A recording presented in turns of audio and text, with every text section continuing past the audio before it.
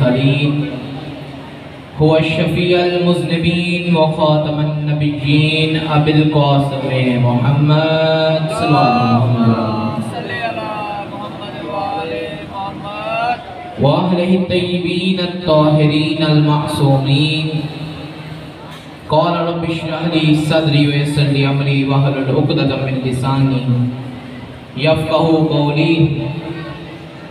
अम्मा बाद फ़क़द क़ाल अल्लाहु तबारक व तआला फ़ी किताबिहिल मजीद बिस्मिल्लाहिर रहमानिर रहीम अक़ीमुस सलाता लिदुलूकिश शम्स इला ग़सक़िल लैली व क़ुरआनल फ़ज्र इन्ना क़ुरआनल फ़ज्र कान मशहूदा व मिनल लैली फ़तहज्जद बिही नाफ़िलतल लक असा अन यबअसका रब्बुका मक़ामम महमूदा। सल्लल्लाहु अलैहि मुहम्मद व आले मुहम्मद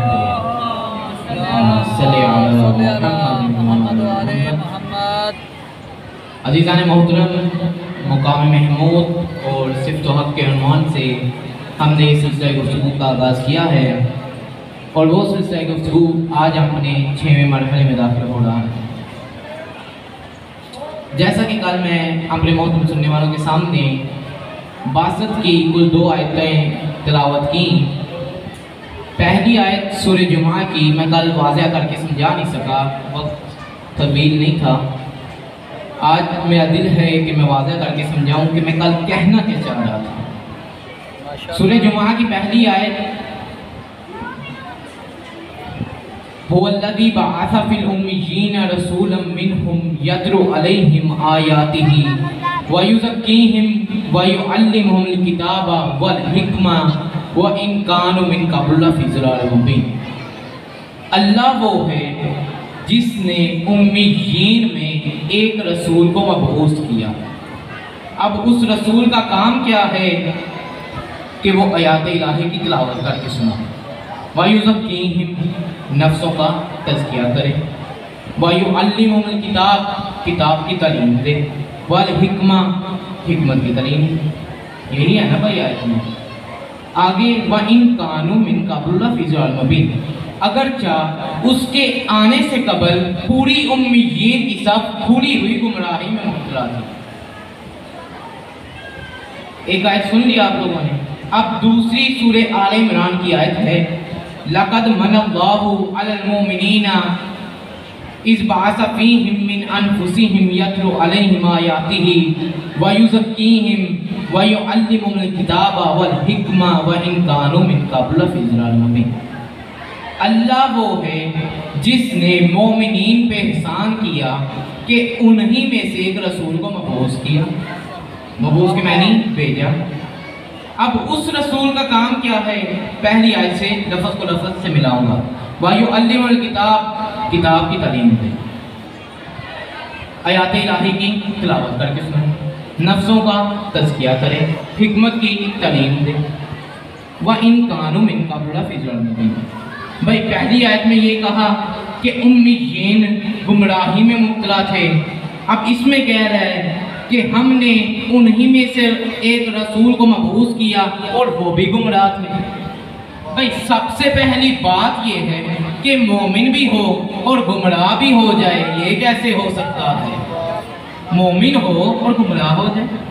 तो अब अगर मैं कहूँ कि कुरान में एक गुमनाम भी तर्जमा है, लेकिन हमारे ये कुरान मजीद का तर्जमा करने वालों ने दोनों मुकामों पर गुमराह तर्जमा किया, गुमनाम का तर्जमा नहीं किया। जाके देख लीजिएगा मुतरजमीन के मुतरजिम कुरान के अंदर सब ने गुमराह दोनों मुकामों पर तर्जमा किया। अब अगर मैं कहूँ कि गुमनाम का तर्जमा था कुरान में, जलाल के मैनी गुमराही, जाल गुमराह। अब मैं पूछो हाफिज साहब, ये आपने अंदर कहाँ से गुमनाम ले आए? अब मैं बताता हूँ, कुरान मजीद की आयत है वाइज़ा ज़ललना फिल अर्ज़ि इल्ला फी ख़ल्क़िन जदीद। हबीब से लोग पूछते हैं कि जब हम ज़मीन में दफन होकर गुमनाम हो जाएंगे तो अल्लाह हमें क्या दोबारा उठाएगा? हबीब, जब हम ज़मीन में दफन होकर गुमनाम हो जाएंगे तो क्या अल्लाह हमें दोबारा उठाएगा? तो जब गुमनाम का तर्जमा था तो क्यों नहीं किया? अब इन पर तो हिने रिसालत क्यों नहीं लगाई जाती?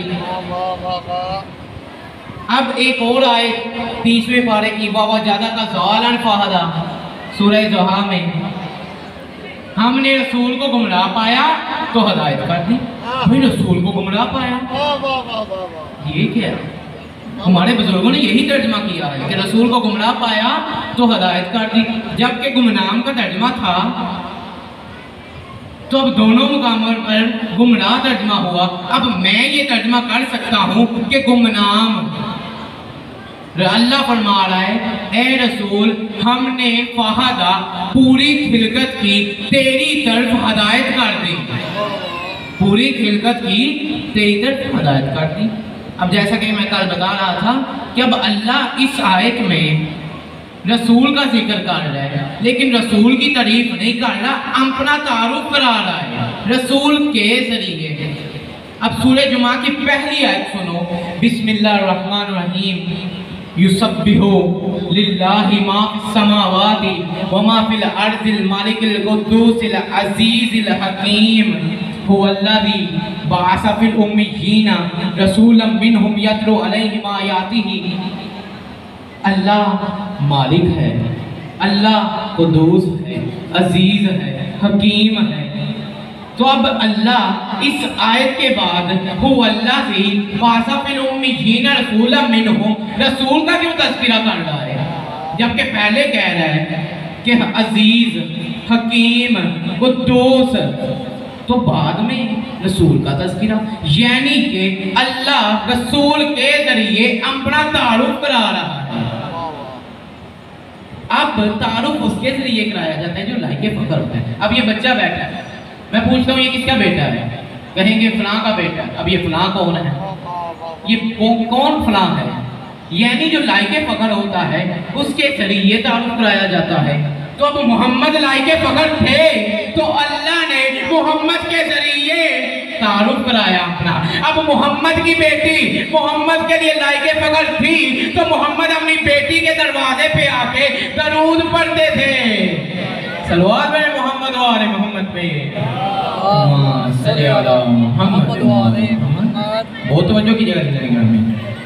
और मेरा जी चाहता है कि मैं उन अमाल के बारे में भी गुफ्तगू करूं कि जिससे उम्र इंसान की कम होती है। मौला अली फरमाते हैं आऊज़ु बिल्लाहि मिनज़्ज़ुनूबिल्लज़ी तुअज्जिलुल फिना, कि अल्लाह से पनाह मांगो उन गुनाहों से जो तुम्हारी उम्र को कम कर देते हैं। भाई 30 साल की उम्र 3 साल में बदल जाती है। पूछा गया मौला वो कौन से गुनाह हैं? फरमाया गया एक गुनाह ज़िना है जिससे उम्र इंसान की कम हो जाती है। जब वो ही लज्जत हलाल से मिल सकती है तो क्यों हराम का काम करते हैं? और इस हराम के काम की वजह से अमेरिका में बहुत बच्चों को कत्ल किया जाता है, इसलिए कि वो हराम के बच्चे होते हैं, ना बाप को चाहिए ना माँ को चाहिए। अब दूसरा गुनाह जिससे उम्र इंसान की कम होती है वो है बदगुमानी। कमेटी में जितने भी इख्तिलाफात होते हैं बदगुमानी की वजह से होते हैं, लेकिन इसके मुकाबले में है कि हुस्ने ज़न रखो, यानी अच्छा गुमान रखो, इससे उम्र इंसान की बढ़ जाती है।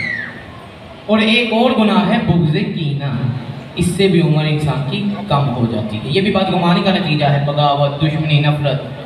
और इसके मुकाबले में भी मौला ने बताया है कि माफ़ कर देने से उम्र इंसान की बढ़ जाती है। भाई अगर आप किसी को माफ़ करते हैं तो उस पर एहसान नहीं करते, बल्कि आप खुद पे एहसान करते हो कि आपकी उम्र बढ़ जाती है। अब 1970 में इंग्लैंड में सर्च हुई और उन्होंने देखा कि एक घर है और उसमें 4 भाई हैं।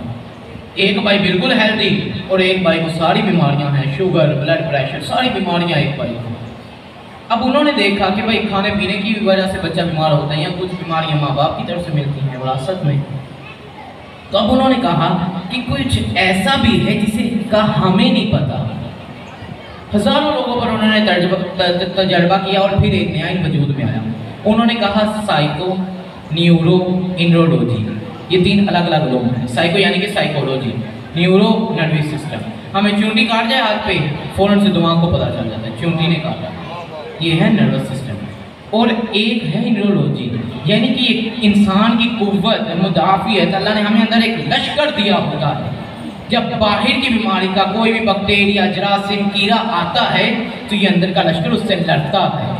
अगर ये अंदर का लश्कर ना हो तो कोई भी दवाई आपको शिफा नहीं दे सकती, कोई डॉक्टर आपको बचा नहीं सकता। ये जिना में क्या होता है, अंदर का लश्कर मर जाता है, कोई डॉक्टर आपको बचा नहीं सकता। यानी कि शाफी खुदा है, अल्लाह ने हमें अंदर एक लश्कर दिया है। अब साइंस ने देखा कि पाक सोच वाले है कौन, जिनके जहन के अंदर दुश्मनी नहीं, बगावत नहीं, नफरत नहीं, किसी को सबको माफ कर देते हैं, किसी से बगावत नहीं करते। अब उन्होंने कहा ये पाक सोच वाले मिलेंगे कहाँ से? आओ हम बताते हैं। ये इन मजलिसों से मिलेंगे, ये पंजतन से मिलेंगे, ये अहले बैत से मिलेंगे। रसूल खुदा ने पूछा, या अली अगर आपसे कोई बुराई करता है तो आप क्या करेंगे? फरमाया, या रसूल मैं उससे अच्छाई करूंगा। फिर रसूल ने पूछा, या अली अगर वो तुझसे दूसरी मर्तबा भी बुराई करता है तो आप क्या करेंगे? कहा, ए रसूल खुदा, ए अल्लाह के प्यारे हबीब, वो दूसरी मर्तबा बुराई करेगा, मैं अली फिर अच्छाई नेकी करूंगा। फिर कहा, या अली अगर वो तुझसे तीसरी मर्तबा भी बुराई करता है तो अब आप क्या करेंगे? अब ये नहीं कहा कि मैं तीसरी मर्तबा भी अच्छाई करूंगा, नेकी करूंगा। कहा, ए अल्लाह के रसूल, ए प्यारे हबीब, जब तक वो मुझसे बुराई करता रहेगा मैं अली उससे अच्छाई करता रहूंगा। पूछा गया, या अली क्यों, ऐसा क्यों है? फरमाया, ए रसूल खुदा, जब तक वो मुझसे बुराई करता रहेगा मैं अली अच्छाई करता रहूंगा। जब कहा ना क्यों, तो फरमाया, जब तक वो अपनी बुरी आदत को नहीं छोड़ सकता तो मैं अली अपनी अच्छी आदत कैसे छोड़ दूं? सल्लल्लाहु अलैहि मोहम्मद व आले मोहम्मद पे बहुत तवज्जो से जाने ग्रामी।